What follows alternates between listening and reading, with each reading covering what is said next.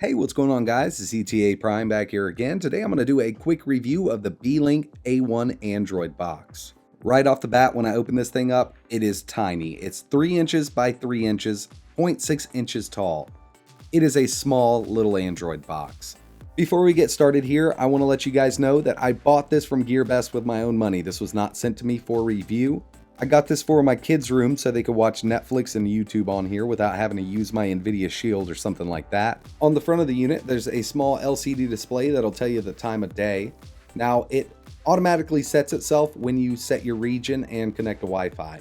It does have one USB 2.0 port, one USB 3.0 port, and a micro SD card slot for extra storage. On the back of the unit, it has a 3.5mm audio video jack in case you don't have a newer TV. It also has a gigabit Ethernet port, HDMI, and your power in. Just give you a quick view of the bottom of the unit. It does have some anti-slip pads. They are protected with a little film you need to peel off. They work pretty good. I've tried to move it around on the desk because that's going to be important to me having it in the kids' room. Now I want to go over the specs of this box. It's a decent looking box on paper. It has a Rockchip Rk3328 quad core at 1.5 GHz. The GPU is a Mali 450 Mp4, so that's a quad-core GPU, 4 GB of DDR3 RAM, which is pretty awesome for a small box like this. Storage, built-in 16 GB, gigabit Ethernet, one USB 2.0 port, one USB 3.0 port. It does have a micro SD card slot to expand the storage. Wi-Fi 802.11 BGN and AC, so you can pick up that 5 GHz network. Bluetooth 4.0 and HDMI 2.0. So I've messed around with a lot of Android boxes and single board computers that contain the same Mali GPU. One of the big marketing ploys to sell these boxes are 4K video playback. Yes, it'll do some 4K formats, but if you have a $1,000 4K TV, go with an Nvidia Shield Android TV. Leave these boxes alone. If you want 1080p playback at 60 FPS, these are perfect. This box does run Android 7.1.1, and when I first booted it up, it prompted me to do an update, so I downloaded it, got the update running. Let's go ahead and see how this thing performs. In this video, I'm going to test some native Android games, PS1 emulator, and some video playback. Let's go ahead and get started. Alright, so here we are at the interface of the BeeLink A1. It looks very similar to some other Android boxes that I've tested. One of the cool things this has going for it is that 4 gigs of RAM. Let's see if that helps out with video playback and Android gaming. In this video, I ran some benchmarks. I want to test some video playback, some native Android games, and PS1 emulation using RetroX. Let's get right into it. I'm going to be using a mouse for this demo. It's just so much easier for me to use it, but the remote it comes with does work, and it works pretty well. Over here, we have a little app bar that we can add apps to. Just need to click on once. Just gonna add a bunch of stuff over here. And I'll back up. Now we have the apps we want in the little app drawer here. First thing I'm gonna do is go to IDA64 and check out the specs. As you can see, we have the BeeLink A1, 4 GB of RAM. Pretty cool for a small box like this. The CPU is that quad-core Rockchip. 4 cores, 1.5 GHz is the max clock this thing goes up to. For the GPU, we have the Mali 450 MP, and this is a 4-core GPU. It does only OpenGL 2.0. Even though it says OpenGL ES version 3.1, it'll only handle 2.0. Next thing I want to check out is the Antutu score. No extra cooling, this is all stock. 33,739. Very low score for high-end phones, but a decent score for a little Android box. The 3D score is where it's really lacking at 985, and that's due to the older Mali GPU. But the GPU is definitely sufficient for video streaming and video playback. Now, they do claim these boxes do 4K, but if you want a true 4K box, I recommend getting the Nvidia Shield Android TV. This will handle some 4K at 30, but it's not the best chip to be throwing 4K content at. If you got a 1080p TV, I could definitely suggest a box like this.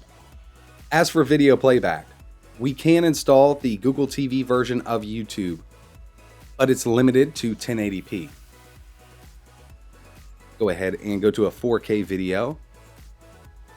You can't hit that 4K mark in YouTube, but 1080p looks great and it works perfectly. I'll skip ahead a little bit here.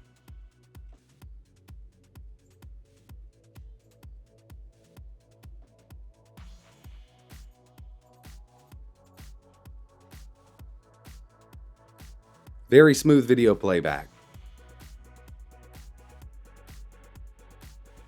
As for Netflix, it works like it should, but you only get the Android phone version, so you don't get the Google TV version that will allow you to do 4K videos. One app that I've been using a lot lately is Mobdro. One of my good buddies turned me on to this, and it's live TV. You don't pay anything for it. Not sure how legit it is, but it does work. I'm not going to play anything here, but if you go to channels, you got everything you need. And this does live TV, so you will get commercials and everything like that. So I guess they're just streaming some form of live TV. And it works great on this box. Next up, Cody. This is a Rockchip CPU. Cody has a lot of problems with Rockchip for some reason. But if you want to install a Cody build and stream movies, it works fine. If you want to do 4K content within Cody, it's not that smooth. So if you want to install a build of Cody and stream your favorite sports, TV shows, movies, live TV, it does work on this box. Now I'm just going to give a little demo of a 30 and a 60 FPS 4K Mp4 clip. I'm going to use the built-in media center because this is definitely a Rockchip based media player, and it does allow better frame rates in 4K playback instead of using Cody or SPMC. So they include this media center here. You can access your external drive. I'm using a 1 terabyte external USB 3.0 drive to play this video from. So here we have Big Buck Bunny, 4K 30 FPS MP4.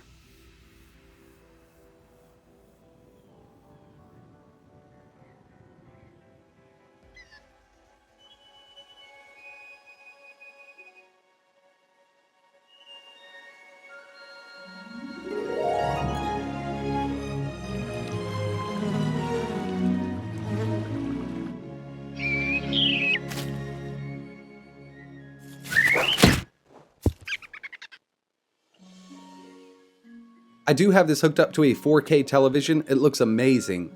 Unfortunately, I'm not able to capture 4K content yet till I can get a good capture card.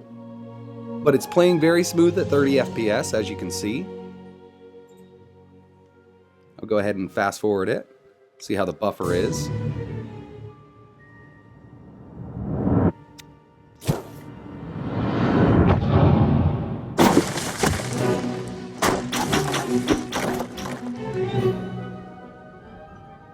I'm going to exit this 30, and we're going to try the same movie at 60.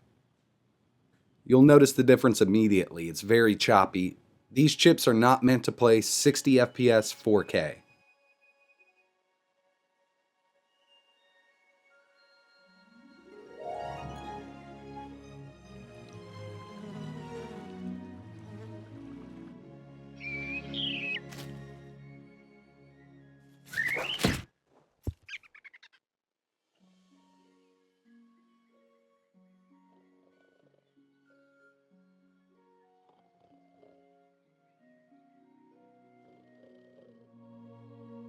So as you can see, it's stuttering a little bit as it's zooming in. I'll back out of here. And I always test the 60 FPS, even though the manufacturer doesn't state this will play 4K 60 FPS, just in case it runs it well. And in this case, it doesn't.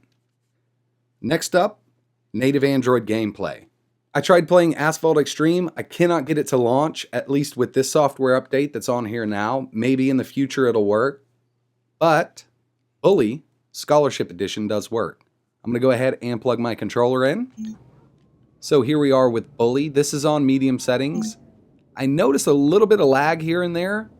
We can go down to low and we'll see how that performs.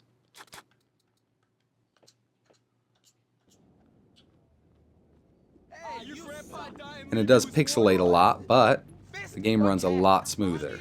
It's definitely playable on low.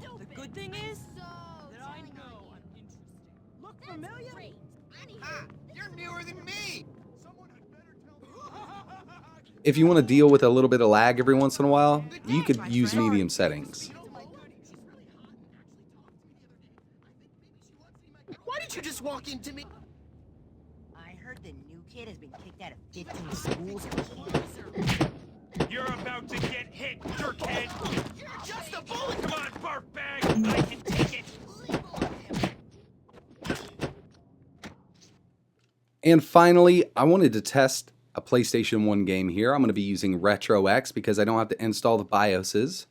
Makes life so much easier. For playing these games, I'm using a controller called the GameSir G3S. It's a really nice controller available on Amazon. I'll leave a link in the description. It's my go-to controller for Android. I'm going to go ahead and test Bloody Roar 2 real quick.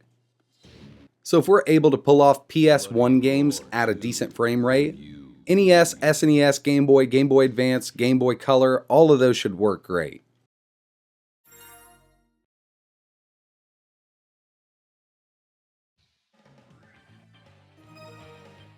You go the wolf, she not the leopard.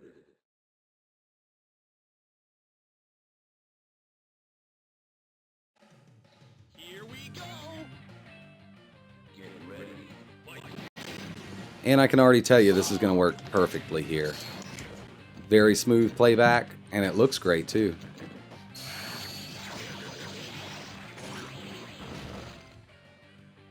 You'll have no trouble playing any of these PS1 games. There are a few PS1 games that aren't really compatible with these emulators, but it's far and few in between, so you shouldn't have any trouble playing your favorite games at least. And like I mentioned, if you want to do SNES, NES, Game Boy, Game Boy Advance, Atari 2600, all of that stuff is going to work flawlessly on this box also. So my final thoughts on the BeeLink A1, it's a decent Android box. There are several available on GearBest. If you need a box for a guest room, a kid's room, or the garage, this is a great option. Very small footprint, does do video playback pretty well at 1080p. Most of the older emulators are going to work fine in lower-end Android games. If you're interested in one of these boxes, I'm going to leave links in the description below. I'm going to leave some GearBest links and some Amazon links. I got mine on GearBest because it was a bit cheaper. They're on sale for like 66 bucks right now. It's definitely worth it if you need a second box. Really appreciate you guys watching. If you could, hit that like button and subscribe. And like always, thanks for watching.